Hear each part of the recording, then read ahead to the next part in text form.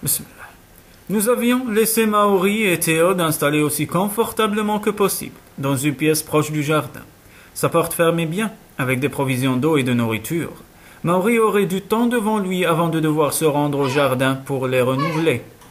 Quitter mes deux amis ne me plaisait pas. Me plaisait encore moins la compagnie de Loré. Je la prévoyais très désagréable. J'aurais de beaucoup préféré souffrir, moi, d'une blessure m'immobilisant sur place. Maori ou Théode auraient peut-être réussi à s'entendre avec ce poison femelle. J'étais tout à fait certain qu'elle me causerait des difficultés. Sa capacité de rancune atteignait au remarquable. Sur le palier aux éboulis, nous ne retrouvâmes pas le corps de Joseph. Il ne restait que la couverture lacérée, humide d'une sorte de bave, et la guitare plus ou moins émiettée. Le cadavre du chanteur avait disparu, ce qui me blessa avant de m'effrayer.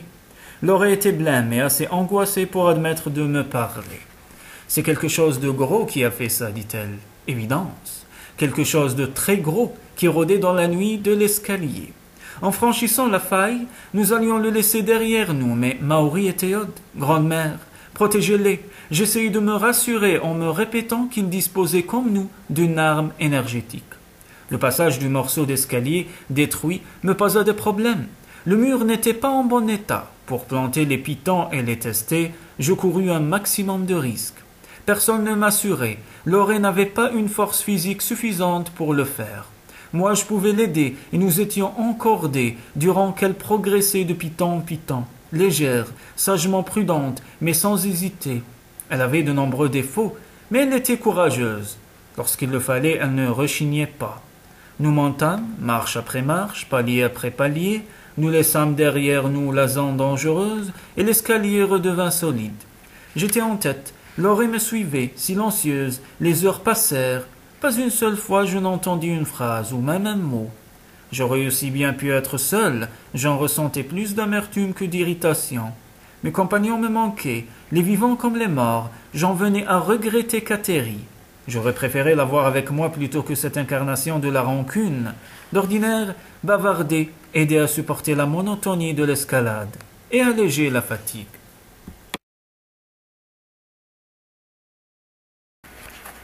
Nous avions atteint le niveau supérieur pour le trouver aussi sinistrement noir et désert que tous les autres. Je ne croyais plus du tout au révolté. Il n'avait jamais été là. Très bientôt, sans doute, nous en arriverions au palier ultime. Et le voyage sera fini. Il faudrait redescendre pour annoncer à Maori et Théode que l'espoir était mort. S'ils avaient survécu, si nous survivions nous-mêmes, avec la fin de l'espérance, il nous faudrait accepter la nôtre, à échéance plus ou moins proche. Le suicide collectif serait peut-être préférable à une lente agonie. Nous nous installâmes pour l'étape. Je sortis de mon sac une cartaine et commençai à découper le bulbe en tranches. « Tâche de faire des parts égales, dit aigrement Laurée. Sa première phrase depuis des heures, et il fallait qu'elle soit désagréable. J'ai explosé. Si tu as l'intention d'être hargneuse en permanence, je préfère continuer seul. Débrouille-toi pour redescendre. Maori et Théode arriveront peut-être à te supporter, mais moi, j'en ai assez. Je ne voulais pas venir. Et j'ai eu grand tort de t'emmener, mais ça suffit. Redescends, je t'ai assez vu. Tu sais très bien que je ne pourrai pas redescendre seul. Vas-tu me raccompagner? Non, débrouille-toi. Tu es assez coriace pour réussir. Alors la question est réglée, je reste. Mais je ne vois vraiment pas pourquoi je devrais être aimable avec toi. Laurée n'avait pas perdu une parcelle de son calme, et elle raisonnait très logiquement. Nous étions liés l'un à l'autre, sans possibilité de nous libérer. Nous n'avions qu'une arme.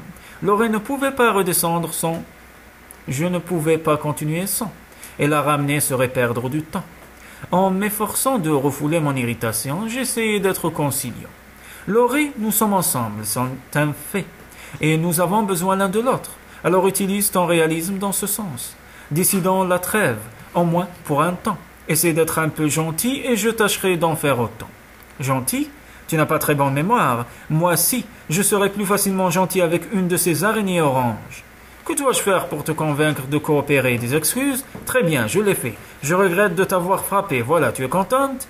La phrase m'avait coûté. Mais peut-être lui devais-je des excuses, en effet. Mon bel effort n'en fut pas moins perdu.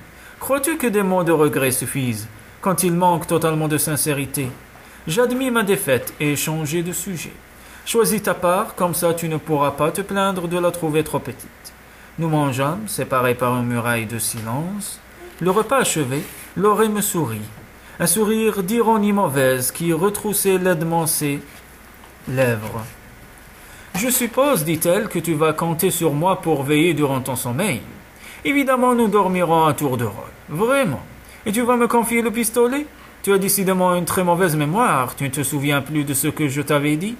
Si, que tu me tuerais pendant mon sommeil. Mais tu ne l'as pas fait. Peut-être n'en ai-je pas eu l'occasion, mais maintenant crois-tu pouvoir t'endormir tranquillement? Les yeux verluisaient de mon cri. J'étais trop irrité, trop découragé pour calculer mes actes. Je sortis l'arme de mon blouson et la lui offris. Tiens, fais-en ce que tu veux. Tue-moi si tu en as envie. Les doigts de Lorée se fermèrent sur la crosse. Le canon se releva lentement et se braqua. Je n'avais pas réellement peur en cet instant.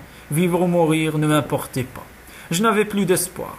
Une décharge énergétique tue vite que le voyage se termine définitivement. Durant quelques instants, la gueule noire du canon menaça, les yeux verts scrutés, fouillés. « Décide-toi, dis-je, je n'ai jamais aimé attendre. » Le visage en face du mien était lisse, inexpressif, puis les lèvres se retroussèrent imperceptiblement aux commissures. « Tu n'as pas vraiment peur, hein? » « Non. » Le canon s'abaissa, Lorée glissa l'arme dans sa ceinture. « Dors, dit-elle. Je prends le premier tour. »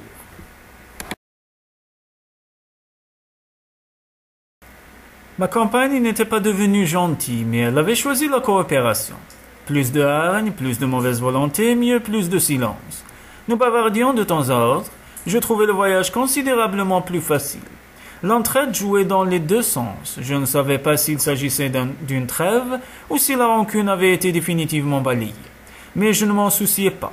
Je me contentais de prendre, comme elle venait, la bonne humeur qui faisait de Lorée une compagne acceptable. De mon côté, je faisais des efforts pour éviter toute occasion de dispute. L'équilibre pouvait être fragile, mieux valait ne pas le rompre. Je m'efforçais aussi d'oublier que Lorée était tentante. Nous vivions dans une intimité étroite. À l'occasion, ma chasteté devenait pénible à supporter. Les jours qui passaient établirent peu à peu une camaraderie réelle entre Lorée et moi. J'en vins à admettre qu'elle avait cessé de me haïr. En lui donnant le pistolet, et la laissant décider si elle voulait vraiment me tuer ou pas, je l'avais de quelque façon libérée de sa rancune. Et je savais que dans sa décision, ni le réalisme ni la peur de rester seul n'étaient intervenus. Nous mentions, nous visitions des niveaux invariablement déserts, sauf de monstres, nous renouvelions nos réserves dans un jardin. Nous dormions à tour de rôle durant l'étape. Les dangers qui nous menaçaient rendaient plus solide notre association. Deux êtres humains qui s'accrochaient l'un à l'autre pour survivre dans un univers hostile.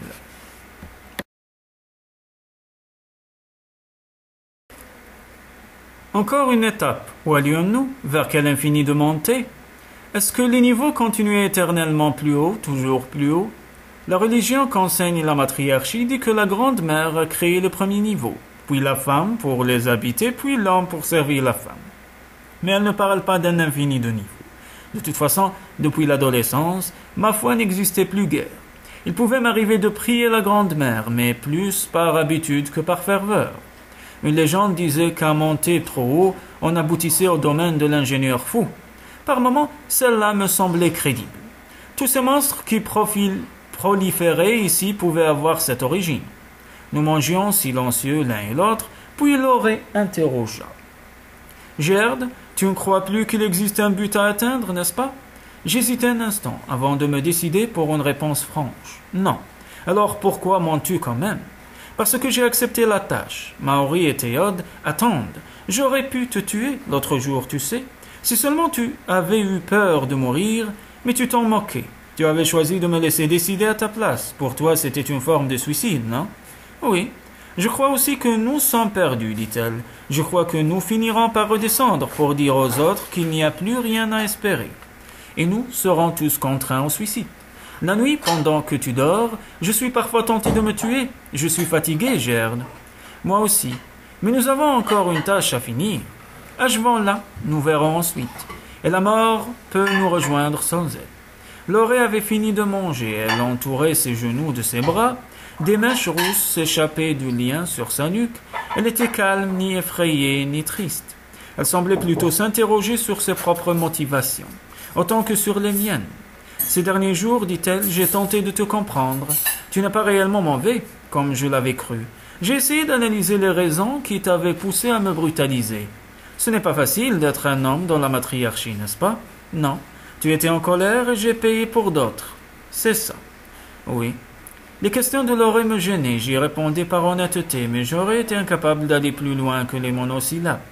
Je ne t'en veux plus, dit-elle doucement. Et pour le peu de temps qui nous reste, j'aimerais que nous soyons amis.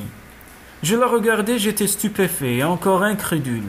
Mais les yeux verts exprimaient une absolue sincérité.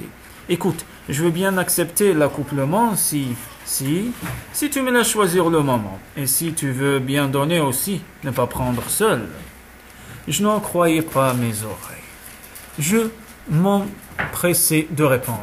Tu choisiras et je m'efforcerai de te satisfaire. Je ne vais certes pas dire non, tu m'as tenté très souvent. Je sais, j'étais sûr que tu me forcerais de nouveau, mais tu ne l'as pas fait. Et j'ai réfléchi. Nous sommes des condamnés à mort en sursis. Profitons de ce qui nous est laissé. Si tu veux bien, je choisis maintenant. Viens. Je la pris dans mes bras, avec une bonne dose de timidité. Sa bouche répondit à la mienne, et je me laissai emporter par les sensations. Ce fut une très étrange union, tout à fait inhabituelle, un partage égal entre donner et prendre qui nous satisfit pleinement l'un et l'autre. Quand nous eûmes exploré ensemble les crêtes du plaisir, Laurie chuchota dans mon oreille. Si c'est ça l'égalité, je pense que je m'y habituerai très bien. J'avais exactement la même impression. Durant les jours suivants, je découvris que si c'était ça l'égalité, je faisais mieux que m'y habituer. En fait, je ne voyais pas comment j'aurais pu y renoncer. Nous étions deux, mais totalement unis, un homme et une femme, qui avaient réussi à se rejoindre malgré l'abîme des coutumes de la matriarchie et qui s'acceptaient. Les doutes disparaissaient, la désespérance, quelque part, le but existait. Et nous finirions par l'atteindre. Elle et moi, ensemble. Nous étions camarades, mais aussi quelque chose de plus. Joseph et Catherine avaient-ils connu cela? Sans doute. Et je m'expliquais mieux les raisons qui les avaient amenés à partir. Dans la matriarchie, ce genre d'égalité n'avait pas place. Ils avaient été contraints de chercher un autre monde, et je comprenais mieux aussi pourquoi Joseph n'avait pu surmonter son chagrin. En perdant Catherine, il avait perdu une moitié de lui-même.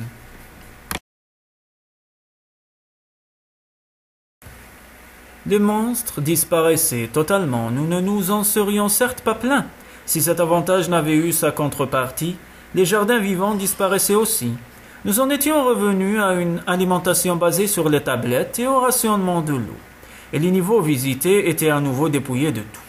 Crois-tu, me demanda Laurie, que ce pourrait être les révoltés qui ont tout emporté plus haut? Je n'imagine pas la matriarchie vidant soigneusement ceux-ci et ne s'occupant pas des autres. Logique, sans défaut, et nous nous réchauffâmes à cet espoir. Durant quelque temps, notre camaraderie nouvelle avait balayé tous les doutes, mais ils avaient tendance à revenir, surtout aux heures de fatigue. Notre réserve d'eau baissait de façon inquiétante. Laurie aborda le problème durant une étape. Que décidons-nous, Gerd? Redescendre pour l'eau ou continuer en misant sur la proximité du but? La décision n'était pas facile à prendre. Quelques semaines plus tôt, j'aurais pu accepter la mort, plus maintenant. Je voulais vivre, malgré le pénible voyage et ses dangers. J'étais bizarrement heureux. Redescendre serait admettre la défaite. Je proposais un moyen terme. En rationnant un peu plus l'eau, nous pourrions essayer encore quelques niveaux. Moi, j'aimerais le faire. Nous pouvons trouver un jardin vivant ou ce que nous cherchons. Enfin, quel est ton avis? C'est plus facile de te laisser décider pour moi. Nous essaierons. Elle se rapprocha pour passer ses bras à mon cou. Elle sourit. Est-ce que tu veux, maintenant? Je voulais.